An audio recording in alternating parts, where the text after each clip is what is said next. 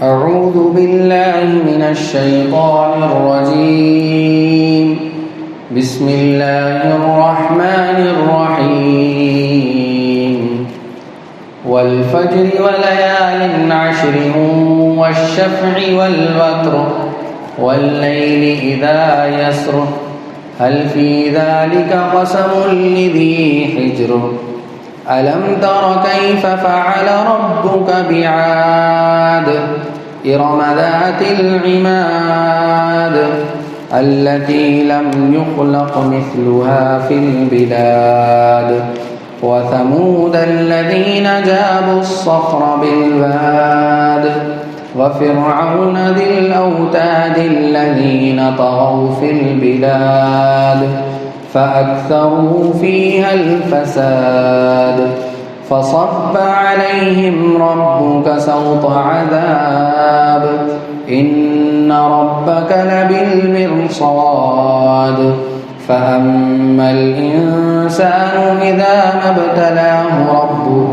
فأكرمه ونعمه فيقول ربي أكرمن وأما إذا ما ابتلاه فقدر عليه رزقه فيقول ربي أهانن صدق اللہ العظیم. سورہ فجر مکہ میں نازل ہوئی اور اس کی 30 آیتیں ہیں. ابھی جو آیتیں تلاوت کی گئیں وہ 16 آیتیں تلاوت کی گئیں، اس لیے کہ اس کا مضمون ذرا لمبا ہے. ترجمہ شروع اللہ کے نام سے جو بڑا مہربان نہایت رحم والا ہے. والفجر، قسم ہے فجر کے وقت کی. ولیال عشر، اور قسم ہے 10 راتوں کی. والشفع والوتر، اور قسم ہے جفت کی اور طاق کی. واللیل اذا یسر، اور قسم ہے رات کی جب وہ چل کھڑی ہو کہ آخرت میں جزا سزا ضرور ہوگی. الم تر هل فی ذلک قسم لذی حجر، ایک عقل والے کے لیے یہ قسمیں کافی ہیں کہ نہیں. الم تر کیف فعل ربک بعاد، کیا جس کے برابر دنیا کے ملکوں میں کوئی اور قوم پیدا نہیں کی گئی. ارم ذات العماد، اور ثمود کی اس اونچے ستونوں والی قوم ارم کے ساتھ. التی لم یخلق مثلها فی البلاد، جس کے برابر دنیا کے ملکوں میں کوئی اور قوم پیدا نہیں کی گئی. وثمود الذین جابوا الصخر بالواد، اور ثمود کی اس قوم کے ساتھ کیا کیا جس نے وادی میں پتھر کی چٹانوں کو تراش رکھا تھا. وفرعون ذی الاوتاد، اور میخوں والے فرعون کے ساتھ کیا کیا. الذین طغوا فی البلاد، یہ وہ لوگ تھے جنہوں نے دنیا کے ملکوں میں سرکشی اختیار کر لی تھی. فاکثروا فیہا الفساد، اور ان میں بہت فساد مچایا تھا. فصب علیہم ربک سوط عذاب، چنانچہ تمہارے پروردگار نے ان پر عذاب کا کوڑا برسا دیا. ان ربک لبالمرصاد، یقین رکھو تمہارا پروردگار سب کو نظر میں رکھے ہوئے ہے.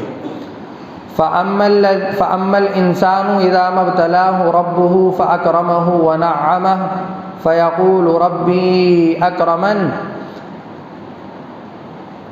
لیکن انسان کا حال یہ ہے کہ جب اس کا پروردگار اسے آزماتا ہے اور انعام اور اکرام سے نوازتا ہے تو وہ کہتا ہے کہ میرے پروردگار نے میری عزت کی ہے. وَأَمَّا إِذَا مَا ابْتَلَاهُ فَقَدَرَ عَلَيْهِ رِزْقَهُ فَيَقُولُ رَبِّي أَهَانَنِ، اور دوسری طرف جب اسے آزماتا ہے اور اس کے رزق میں تنگی کر دیتا ہے تو کہتا ہے کہ میرے پروردگار نے میری توہین کی ہے. یہاں تک یہ 16 آیتوں کا ترجمہ آپ کے سامنے بیان کیا گیا. چنانچہ یہ صورت بھی مکی ہے اور اس کے بھی وہی آخرت کے اور اللہ پر اور آخرت کے دن پر یقین رکھنے کے اہم موضوعات میں سے یہ موضوع ہے۔ اور اللہ تبارک و تعالی نے چند چیزوں کی قسمیں کھا کر کچھ قوموں کی ہلاکت اور بربادی کو بتا کر انسان کو اس بات کی طرف اشارہ کیا کہ انسان کو چاہیے کہ وہ ایک اللہ کے حکم کو مانے اور ایک اللہ کی اطاعت کرے اور ایک اللہ کے ہونے پر یقین رکھے، آخرت کے ہونے پر یقین رکھے، دنیا کے اور اس زندگی کے ختم ہونے پر یقین رکھے اور آخرت میں دوبارہ پیدا ہونے پر بھی یقین رکھے، جنت پر بھی یقین رکھے، جہنم پر بھی یقین رکھے۔ اچھے کاموں کا بدلہ جنت ہے اور برے کاموں کا بدلہ جہنم اور جہنم کے عذابات ہیں۔ چنانچہ اللہ تبارک و تعالیٰ نے سورت کا جو ابتدائی حصہ ہے اس میں 5 چیزوں کی قسم کھائی ہے۔ کتنی چیزوں کی قسم کھائی ہے؟ 5 چیزوں کی۔ سب سے پہلے اللہ تعالیٰ نے فجر کے وقت کی قسم کھائی، والفجر، قسم ہے فجر کی، فجر کے وقت کی۔ بعض مفسرین نے کہا کہ یہ صبح صادق کا وقت ہے، بعض نے کہا کہ یہ ہر روز کی صبح کا وقت ہے، یعنی ہر روز کی جو صبح ہوتی ہے، صبح صادق ہوتی ہے۔ یہ آیت ان تمام کے اوپر فٹ کی جا سکتی ہے، تمام دن کی صبح کے اوپر اس آیت کو رکھا جا سکتا ہے۔ حضرت ابن عباس وغیرہ نے، حضرت قتادہ رضی اللہ عنہ وغیرہ نے کہا کہ یہ 1 محرم کی فجر ہے، اس لیے کہ اسلامی جو تاریخ ہوتی ہے وہ 1 محرم سے شروع ہوتی ہے، تو یہ وہ فجر مراد ہے کہ پہلی تاریخ کی فجر۔ اور بعض نے کہا ہے کہ یہ ذی الحجہ کی 10ویں تاریخ کی صبح ہے، جس کو یوم النحر کہتے ہیں، قربانی کا دن کہتے ہیں، یوم النحر، ذبح کرنے کا دن۔ تو یہ تمام باتیں اس آیت کے اوپر مفسرین نے کہی ہیں۔ پھر آگے اللہ تبارک و تعالیٰ نے دوسری قسم کھائی، وَلَيَالٍ عَشْرٍ، اور قسم ہے 10 راتوں کی۔ تو اس کے بارے میں بھی جو ہے یہ کہا گیا ہے کہ یہ جو 10 راتیں ہیں اس سے مراد ذی الحجہ کی 10 راتیں ہیں، ذی الحجہ کی 10 راتیں، یعنی قربانی کے جو دن شروع ہوتے ہیں اس سے پہلے جو 10 راتیں آتی ہیں، 10 دن آتے ہیں، اس سے مراد وہ راتیں وَلَيَالٍ عَشْرٍ۔ اللہ کے نبی صلی اللہ علیہ وسلم نے فرمایا کہ یہ ان 10 راتوں کی فضیلت ایسی ہے کہ اس کی ہر رات کا ثواب لیلۃ القدر کی رات کے برابر ہے، اس میں عبادت کا ثواب لیلۃ القدر کی رات کے برابر ہے، اس رات میں عبادت کا ثواب۔ آ رہی بات سمجھ میں؟ پھر آگے اللہ تبارک و تعالیٰ نے قسم کھائی والشفع والوتر، اور قسم ہے شفع کی اور وتر کی۔ شفع کہتے ہیں جفت کو، جوڑے کو، اور وتر کہتے ہیں طاق کو، اکلوتا ہونے کو۔ بعض مفسرین نے کہا ہے شفع سے مراد یوم النحر ہے، اس لیے کہ وہ ایک ہی دن ہوتا ہے، یوم النحر ایک ہی دن ہوتا ہے۔ اور بعض مفسرین نے کہا ہے کہ وتر سے مراد عرفہ کا دن ہے، یعنی قربانی کا جو دن شروع ہوتا ہے اس سے پہلے کی جو رات ہوتی ہے جس میں حاجی لوگ عرفہ کے میدان کے اندر، عرفات کے اندر قیام کرتے ہیں، عرفہ کی رات جس کو کہا جاتا ہے۔ شفع سے مراد یوم النحر ہے اور وتر سے مراد عرفے کی رات ہے۔ ایک چیز اور والفجر کے متعلق یہ ہے کہ جن لوگوں نے یہ کہا ہے کہ اس سے یوم النحر مراد ہے، یعنی ذی الحجہ کی 10ویں تاریخ کا جو دن ہوتا ہے، پہلا دن یوم النحر کا، وہ مراد ہے، اس لیے کہ اس دن کی کوئی رات نہیں ہے۔ بات سمجھ میں نہیں آئی ہوگی۔ بات دراصل یہ ہے کہ اللہ تبارک و تعالیٰ نے ہر دن کے ساتھ رات بنائی ہے، اور رات پہلے آتی ہے، دن بعد میں آتا ہے۔ آ رہی بات سمجھ؟ رات پہلے آتی ہے، دن بعد میں آتا ہے، لیکن یوم النحر جو ہے یعنی قربانی والا دن جو ہے اس کی رات نہیں ہے، اور اس سے پہلے کی جو رات ہے عرفے کی، وہ عرفے کی ہی رات ہے، اس کے ساتھ خاص ہے وہ۔ یہ دو باتیں الگ الگ ہیں۔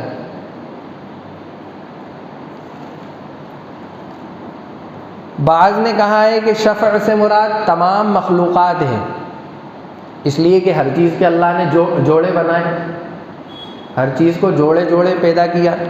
زمین ہے تو آسمان ہے، دن ہے تو رات ہے، دن ہے تو رات ہے، دھوپ ہے تو چھاؤں ہے، گرمی ہے تو سردی ہے، بارش ہے تو خشکی ہے، مردوں کے اندر مرد ہے، عورت ہے، ہر چیز کو جوڑے سے پیدا کیا۔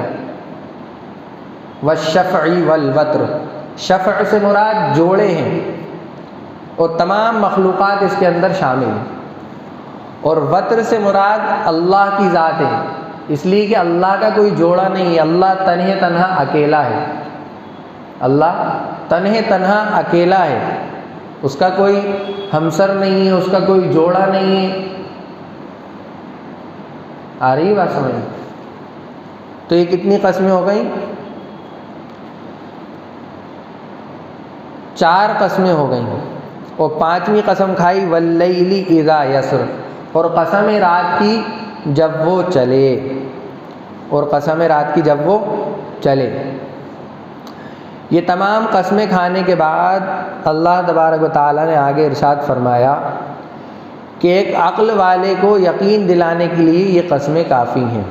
خود اللہ تبارک و تعالیٰ نے فرمایا حل فی ذالک قسم لذی حجر، ایک عقل والے آدمی کے لیے یہ قسمیں کافی ہیں کہ نہیں؟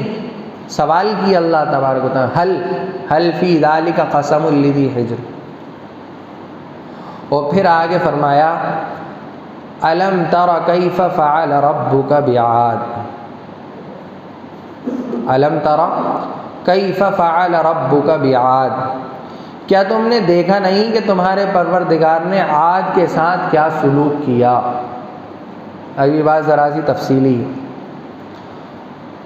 اور پھر آگے ایک بات اور سن لیں، اس کی صفت بتائی قوم عاد کی کہ وہ کیسی، قوم عاد کیسی تھی؟ اس اونچے ستونوں والی قوم ارم کے ساتھ، قوم عاد کا ایک نام ارم بھی ہے۔ پھر آگے فرمایا جس کے برابر دنیا کے ملکوں میں کوئی اور قوم پیدا نہیں کی گئی۔ اور سمود کی اس قوم کے ساتھ کیا کیا جس نے وادی میں پتھر کی چٹانوں کو تراش رکھا تھا۔ اللہ تبارک و تعالیٰ نے یہاں 3 قوموں کے عذابات کو بتایا، ایک قوم عاد کو، دوسرے قوم سمود کو، اور تیسرے فرعون کو۔ فرعون کی بحث آگے کریں گے، پہلے عاد اور سمود کو سمجھ لیں۔ یہ عاد اور قوم سمود دونوں نوح علیہ السلام کے بیٹوں کے نکلی ہوئی قومیں ہیں۔ حضرت نوح علیہ السلام کے جو ایک بیٹا تھا جو طوفان کے اندر ہلاک ہو گیا تھا، جو نوح علیہ السلام کا طوفان آیا تھا، عذاب آیا تھا ان کی قوم کے اوپر ان کی بات کو نہ ماننے پر، تو ایک بیٹا ہلاک ہو گیا تھا۔ اس کے بعد نوح علیہ السلام نے اس عذاب کے ختم ہونے کے بعد دوسری شادی کی، تو اس سے جو سلسلہ نوح علیہ السلام کا چلا تھا اس میں ایک بیٹا تھا سام، پھر اس سام کا ایک بیٹا تھا ارم، پھر اس ارم کے 2 بیٹے تھے، ایک آس تھا ایک عابر تھا، پھر عاص کا ایک بیٹا تھا عاد، اور عابر کا ایک بیٹا تھا سمود. یہ نوح علیہ السلام کی قوم سے نکلے ہوئے. نوح علیہ السلام کے بیٹے سام، ان کے بیٹے ارم، ان کا ایک بیٹا عاص، ایک بیٹا عابر، پھر ان کے ایک بیٹے عاد اور ان کا ایک بیٹا سمود. سمود جو تھے اس کے اندر، عاد جو قوم تھی اس کے اندر اللہ تبارک و تعالیٰ نے حضرت ہود علیہ السلام کو نبی بنا کر بھیجا تھا. قوم عاد کو اللہ تبارک و تعالیٰ نے ایسی قد و قامت دی تھی، بعض مفسرین نے لکھا ہے کہ وہ 18 فٹ کے ہوتے تھے. اندازہ لگائیے آپ، 18 فٹ. 7 فٹ کا آدمی آ جائے تو ہم یوں دیکھتے ہیں، 18 فٹ کے آدمی کو کیسے دیکھیں گے؟ تو 18 فٹ کے وہ ہوا کرتے تھے، ان کی اونچائی، ان کی لمبائی. تو حضرت ہود علیہ السلام نے ان کو بہت سمجھایا کہ دیکھو سمجھ جاؤ، مجھے نبی مان لو، میں تم سے کوئی مال نہیں چاہتا، میں تم سے کوئی بدلہ نہیں چاہتا، میرا بدلہ تو اللہ دیں گے. سمجھاتے ان کو، لیکن وہ کیا کہتے؟ من اشد منا قوہ، ہم سے زیادہ طاقتور کون ہوگا؟ اس سے پہلے اللہ نے اتنی طاقت، اتنی اونچے قد کی قوم پیدا نہیں کی تھی، جس کا ذکر اللہ تبارک و تعالیٰ نے خود کیا ہے کہ التی لم یخلق مثلها فی البلاد، کہ ہم نے کسی شہر میں ایسی قوم پیدا نہیں کی ان کے جیسی، ایسی قد و قامت کے تھے. سمجھاتے رہے، سمجھ میں نہیں آئی. جب سمجھ میں نہیں آئی تو پھر اللہ تبارک و تعالیٰ نے عذاب بھیجا. عذاب کیا تھا؟ 8 دن 7 راتیں ایسی طوفانی ہوا اللہ تبارک و تعالیٰ نے چلائی، ایسی طوفانی ہوا کہ جس طرح سے ہوا میں تنکے جو اڑتے ہیں نا، پتنگے اڑتے ہیں، تنکے اڑتے ہیں، یہ اتنی قد و قامت والی قوم ہوا میں ایسی اڑ رہی تھی، اور پوری بستی کو اللہ تبارک و تعالیٰ نے تہس نہس کر دیا، تہو بالا کر دیا، تتر بتر کر دیا، ہلاک اور برباد کر دیا.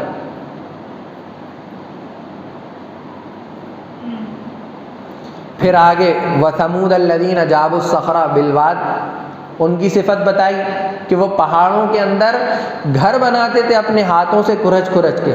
ان کو ایسی قوت دی تھی اللہ تبارک و تعالیٰ، ایسی طاقت، ایسی صلاحیت دی.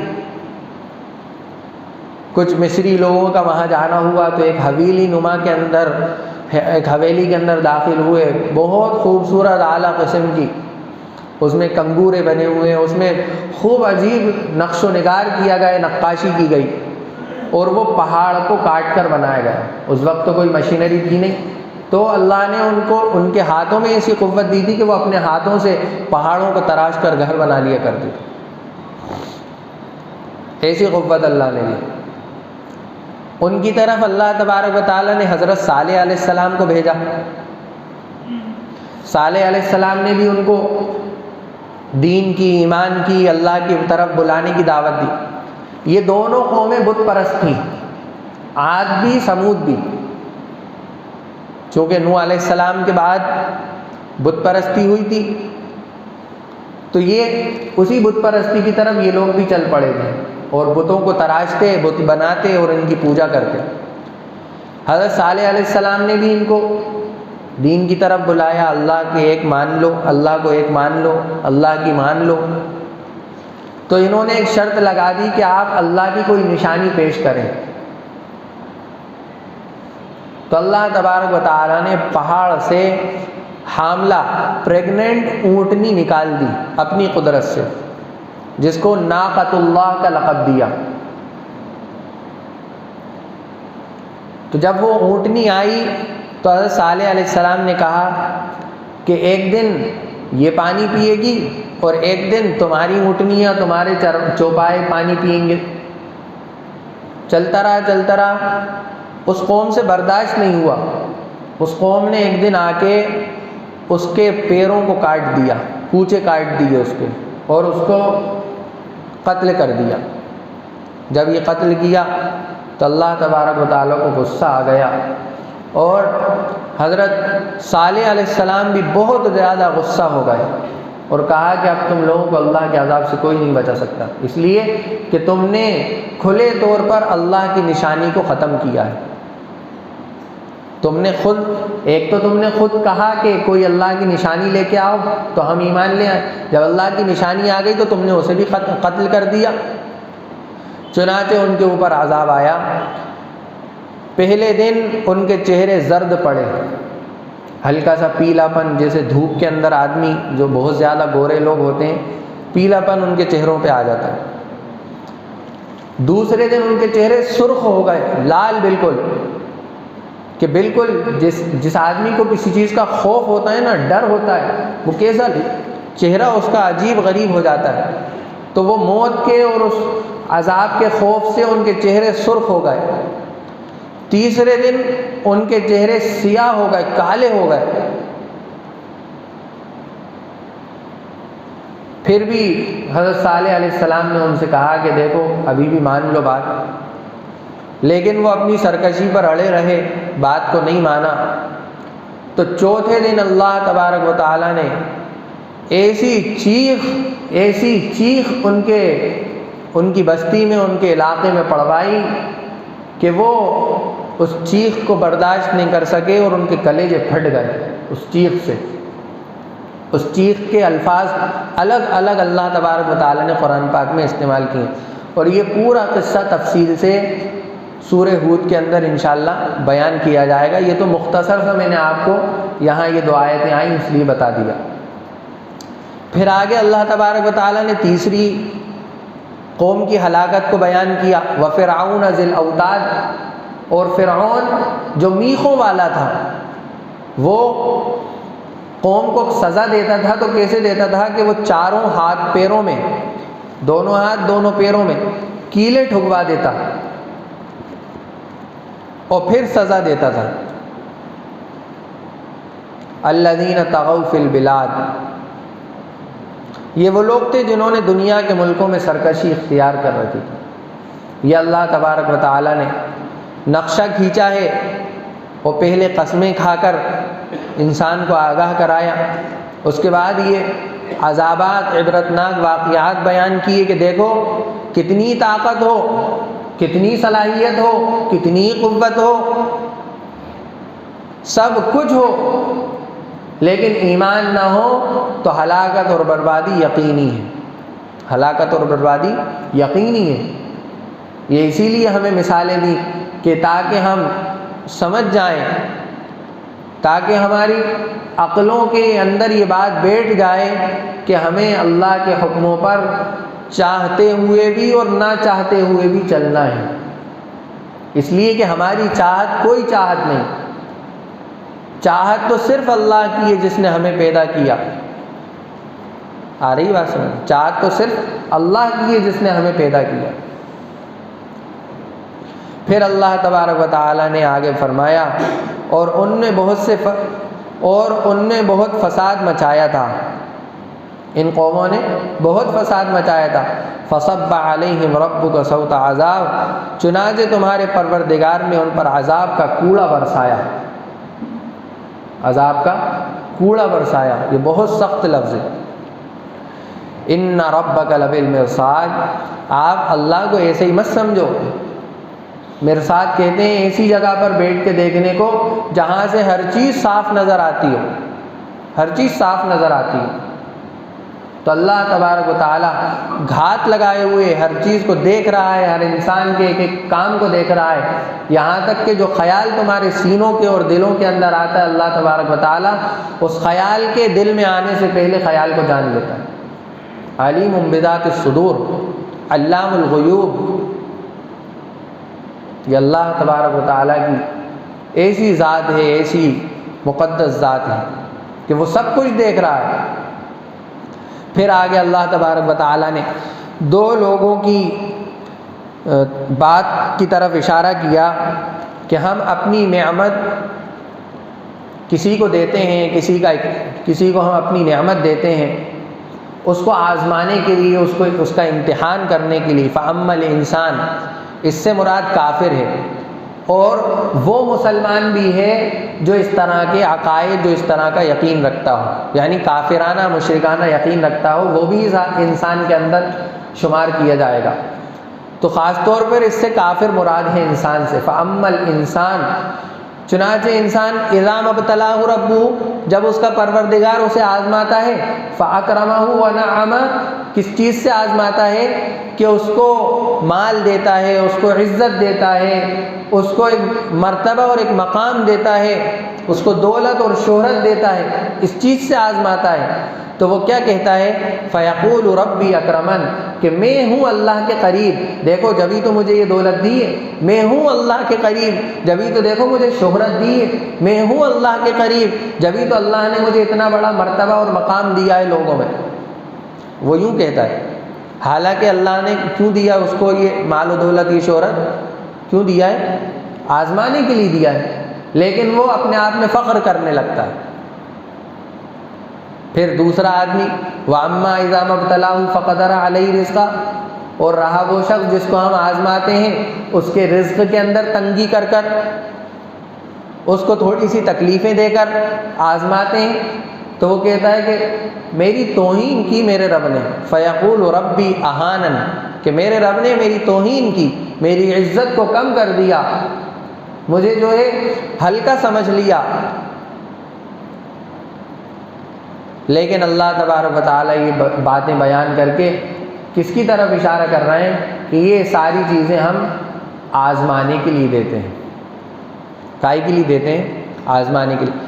اب مثال کے طور پہ ہمارے پاس مال و دولت ہے، اللہ نے خوب دیا ہے، تو گویا کہ ہمیں اللہ آزما رہے ہیں کہ ہم اللہ کے راستے میں، اللہ کے دین کے لیے، اللہ کی مخلوق پر کتنا خرچ کرتے ہیں، اور کتنا جو ہے دنیا کے اندر فضول خرچیاں اور عیاشیاں، مکاریاں، برے کام اس پیسے سے کرتے ہیں. لیکن اللہ نے اگر کسی کو مال دولت نہیں دیا ہے، تھوڑا سا کمزور بنایا ہے مالی اعتبار سے، اس کی کوئی حیثیت بھی نہیں ہے لوگوں میں، کوئی عزت زیادہ بھی نہیں ہے، تو وہ بھی آزمائش کے طور پر، وہ بھی کائے کے لیے؟